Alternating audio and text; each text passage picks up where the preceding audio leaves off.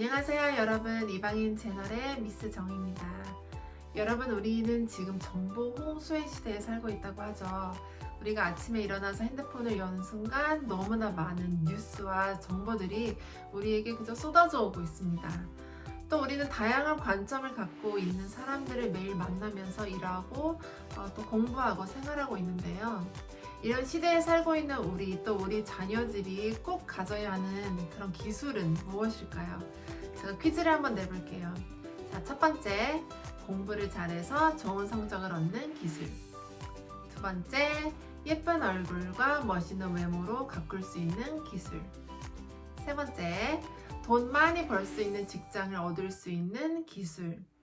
그리고 마지막 네 번째, critical thinking을 할 수 있는 기술. 네, 여러분 혹시 답을 예측하셨나요? 네, 정답은 네 번째 critical thinking의 기술입니다. 물론 나머지 세 개도 우리가 무시할 수는 없죠. 굉장히 중요하지만 오늘은 우리 서양권 문화, 서양에 있는 학교에서 제일 중요하게 생각하는 것 중에 하나인 이 critical thinking에 대해서 여러분들께 좀 알려드리고 이것을 여러분들께서 아시면 우리 아이들이 이 외국에 있는 학교에서 도대체 무슨 공부를 하고 있고 이런 공부들을 어떻게 하고 있는지를 아마 이해하시는데 도움이 되실 것 같습니다.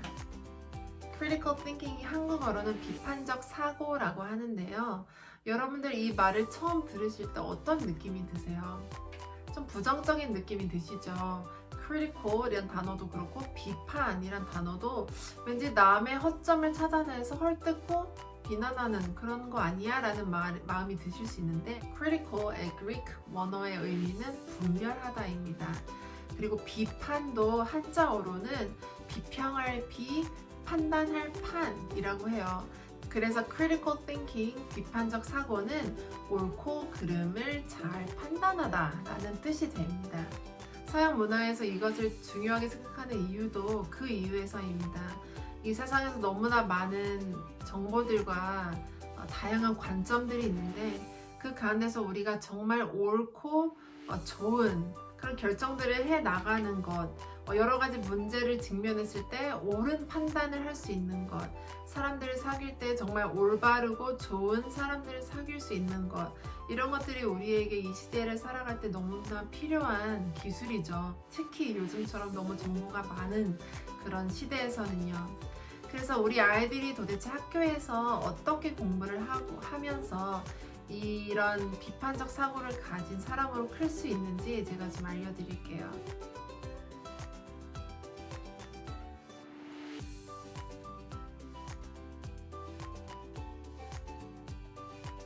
호주 멜번에 있는 모나쉬 유니버시티에서 올린 그 학교 대학생들을 위해서 올린 자료가 잘 나와 있길래 좀 참고했습니다. 5가지로 좀 볼 수 있겠는데요. Identifying, Analyzing, Reflecting, Evaluating, and Reasoning 이렇게 5개로 나눠져 있더라고요. 첫 번째 Identifying은 우리 아이들이 우리가 보는 너무나 많은 자료들과 정보들 중에서 어떤 것들이 좋은 정보인지를 먼저 확인하는 거예요. 내가 지금 읽고 있는, 내가 들었던 이 정보가 정말 옳은 정보인가?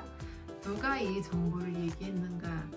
이 사람은 왜 이 얘기를 했으며 언제 이 정보가 발표가 됐냐? 만약에 그 정보가 한 100년 전에 발표된 정보라면 그때 당시에는 정말 좋을 수 있었겠지만 지금과는 좀 거리가 멀 수 있잖아요. 그런 여러 가지 과정을 통해서 이 정보가 정말 좋은 정보인지 일단 확인을 하는 과정을 거칩니다. 이 두 번째 Analyzing의 과정에서는요, 내가 수집한 정보들을 이제 분석하는 과정이에요. 여기서 제일 중요한 것은 질문입니다. Why, How, Who 뭐 이런 질문들을 하게 돼요.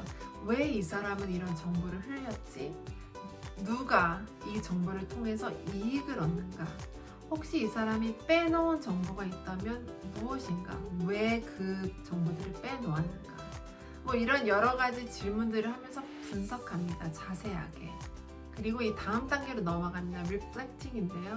이 과정에서는 내 자신을 분석하는 거예요. 내가 지금 내 앞에 있는 이 정보들에 대해서 어떻게 반응하는가? 내가 동의하는가?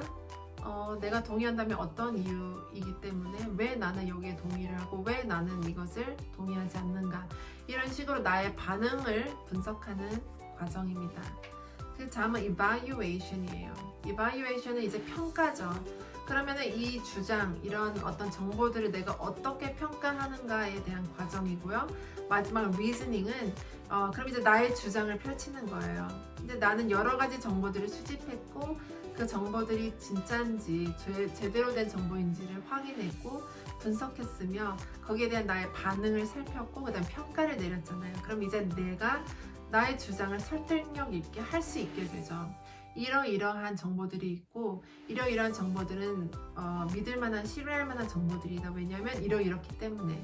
그리고 나는 이런 것들에 대해서 이렇게 반응함으로 이렇게 평가한다. 그래서 나의 주장은 이런 이유 때문에 이런 것이다. 뭐 이렇게 주장을 내세운다면 정말 누가 들어도 설득력 있는 그런 주장이 될 수 있겠죠.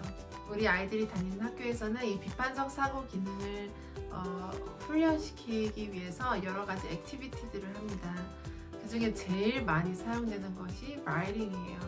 아무래도 라이팅을 하게 되면 자기의 생각을 자유롭게 이렇게 펼쳐낼 수 있잖아요. 그래서 거의 모든 과목에서 저는 체육 시간에도 라이팅을 많이 해봤습니다. 꼭 무슨 English나 Literature 클래스에서만 하는 것이 아니라 거의 모든 과목의 선생님들께서 open-ended question을 우리 아이들에게 줘요. 어떤 대답이 하나 정해져 있는 그런 주제를 주는 것이 아니라 어떤 open-ended 된 question을 우리 아이들에게 주고 여기서 동의해도 되고 반대는 해도 되지만 왜 너가 동의를 하고 왜 반대하는지에 대한 이유는 아주 좋은 근거들을 사용해서 설득력 있게 주장을 펼쳐야 돼가 이제 선생님들께서 아마 요구하시는 걸 거예요. 그래서 이런 것들을 우리 아이들은 라이팅을 통해서 아까 말씀드린 5가지 기능들을 계속 연습하고 있고요. 또 두 번째 제일 많이 하는 것 중에 하나가 debate이에요. debate or discussion.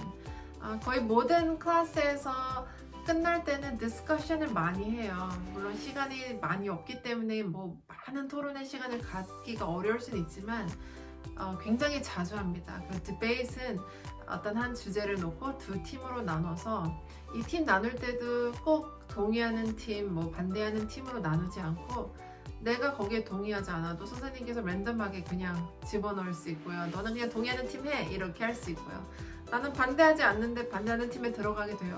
디베이트에서 이기기 위해서 팀원들과 함께 열심히 자료를 또 수집하고 그것을 함께 토론하면서 좋은 프레젠테이션을 하는 그런 또 액티비티를 합니다.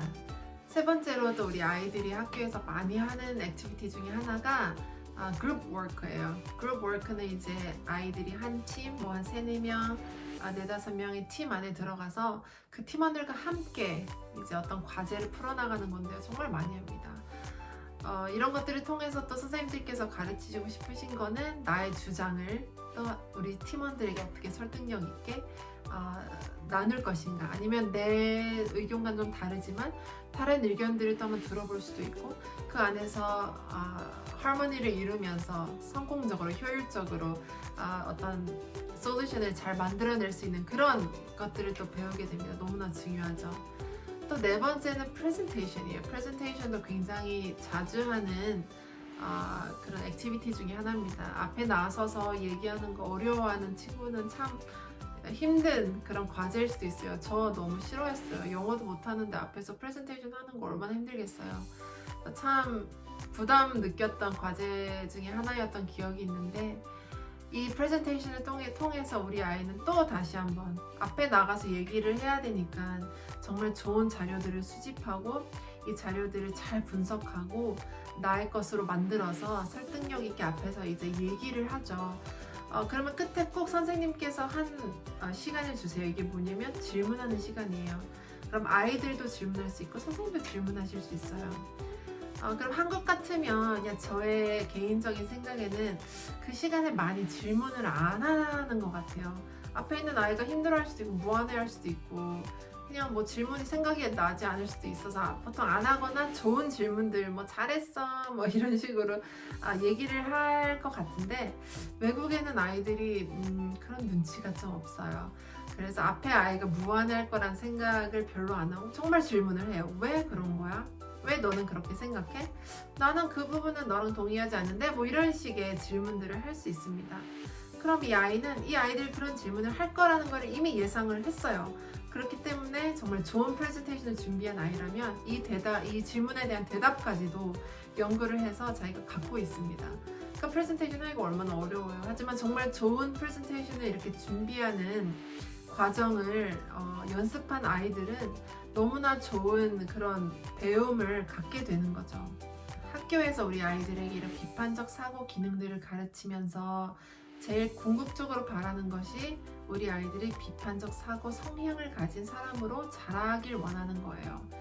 그러면 어떤 한 순간에만, 뭐 일을 할 때만, 뭐 학교 과제를 할 때만 이 비판적 사고 기능을 사용하는 것이 아니라 매 순간순간 그냥 내가 살아가는 일상에서 내가 비판적인 사고를 가진 사람으로서 올바른 결정과 옳고 그른 판단을 하게 되는 사람이 되죠. 그거는 굉장히 중요한 거니까. 이런 비판적 사고 성향을 가진 사람이 갖게 되는 공통적인 것들이 있어요. 학자들이 내놓은 여러 가지 분석들이 있었는데 제가 그 중에서 공통되게 나왔던 언급됐던 부분들을 여러분들께 알려드릴게요. 첫 번째는 열린 마음입니다. 비판적 사고 성향을 잘 갖게 된 아이는 자기가 다른 의견에 대해서 열린 마음을 갖게 돼요. 매우 중요한 부분이죠. 두 번째는 내 자신도 과오를 범할 수 있다, 실수를 할 수 있다, 잘못 알 수 있겠구나에 대한 가능성에 대해서 인정할 수 있는 마음이 됩니다. 어렸을 때부터 디베이트를 하면서 나는 원래는 반대되는 입장이었는데 동의되는 입장으로 어쩔 수 없이 들어갔어. 근데 그쪽의 자료들을 수집하고 친구들과 토론하면서 보니까 이쪽 부분도 굉장히 타당한 이유들을 갖고 있네. 내가 동의하는 쪽으로 변할 수도 있고요. 안 변했지만 인정하는 부분들이 많이 생기는 그런 경험들을 했었던 아이들은 내가 지금은 주장하는 이 주장이 어떻게 보면 잘못되어 있을 수도 있겠구나, 내가 놓친 부분이 있을 수도 있겠구나 라는 그런 마인드도 갖게 됩니다. 이것 또한 굉장히 중요한 부분이죠. 세 번째는 객관성이에요. 독립적으로 생각할 수 있게 되는 거죠. 내가 처음에 드는 생각, 내가 갖고 있는 편견에 대한 어떤 결과물은 이걸 수 있지만 여러 가지 자료들을 잘 분석하고 수집한 것들을 통해서 평가내리기 때문에 객관적인 평가를 내릴 수 있는 눈을 갖게 됩니다. 세 번째, 이런 비판적 사고 성향을 가진 아이들은 진실과 정확된 것, 공정한 것에 대한 추구하는 마음이 생겨요. 왜냐면 워낙 잘못된 가짜 뉴스나 정보들이 있다라는 걸 이제 알게 됐으니까 진실된 게 정말 무엇일까? 정말 공정한 뉴스가 무엇일까? 정말 정확한 정보가 무엇일까에 대한 끊임없는 의심과 질문을 하게 됩니다. 마지막으로는 남의 비판을 감수할 수 있게 됩니다. 이것 또한 굉장히 중요한 거죠. 남이 조금이라도 나의 의견을 비판했을 때 그것은 옳은 것이 아닌 것 같다라고 했을 때 상처를 받고 정말 자존감이 내려가고 자신감이 하락된다면 어떻게 일을 하며 살 수 있겠어요? 학교에서 선생님들께서는 왜? 라는 질문들을 굉장히 좋아하세요. 그리고 요구하세요. 그리고 선생님들께서는 자기와 우리 학생들이 꼭 동의하지 않아도 그것에 대해서 뭐 크게 불쾌하시거나 그것을 대해서 나쁜 학생, 안 좋은 학생이라고 판단하지 않으세요. 그 대신 너가 나의 의견에 반대하는 건 괜찮은데 왜 반대하는지 나에게 제대로 좋은 이유들을 가지고 한번 설득해봐, 이렇게 요구를 하시죠. 이런 문화, 이런 분위기에서 우리 아이들은 공부하고 배우면서 살고 있습니다. 그런 아이들이 이제 집에 왔을 때 우리 부모님들께서 한국에서 약간 배웠던 스타일의 주입식 교육의 어떤 마인드로 아이들을 다루시다 보면 우리 아이들이 조금 혼란해질 수 있어요.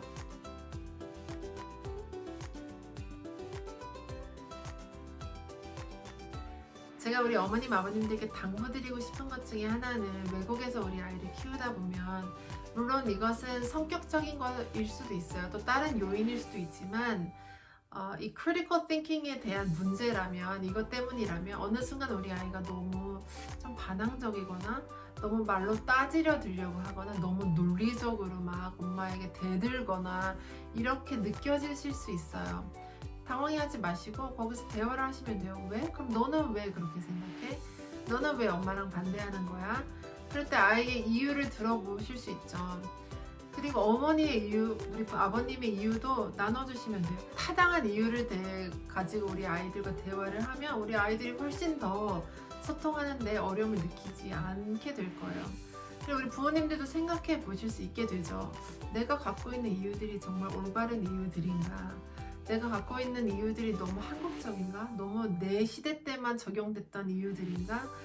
그렇더라면 우리 부모님들께서 생각을 좀 바꿔보실 수 있고 우리 아이들에게 어떤 요구했던 것들을 고쳐나갈 수 있는 또 어떤 새로운 기회가 될 수도 있겠네요. 이렇게 우리 모두 열린 마음으로 또 나도 오류를 범할 수 있다라는 겸손함을 가지고 아이들에게 대하다 보면 우리 아이들도 우리 부모님의 어떤 진실성, 우리 부모님의 정확성, 그런 마음을 이해하고 정말 우리 부모님들에게 오히려 더 리스펙트하고 그 부모님의 의견을 존중할 수 있는 아이로 클 거라고 저는 생각을 합니다. 다음에도 외국에서 커가는 우리 아이들을 이해하는데 도움될 만한 좋은 정보 가지고 오겠습니다. 다음에 꼭 다시 봬요.